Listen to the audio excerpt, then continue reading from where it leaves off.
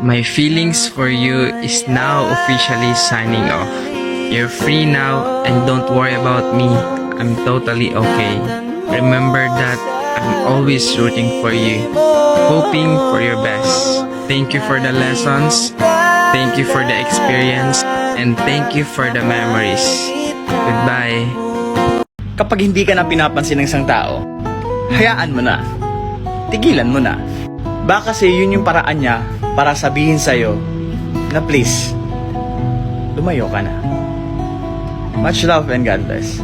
Lord, kung deserve ko man yung nararamdaman ko ngayon, huwag mo po akong pababayaan kasi hindi ko kaya. Wala akong mapagsabihan every time na hindi ako okay. Sana dumating ulit yung araw na maramdaman ko ulit yung saya. Kasi ngayon, naghahalo na yung sakit, bigat, at pagod ng nararamdaman ko.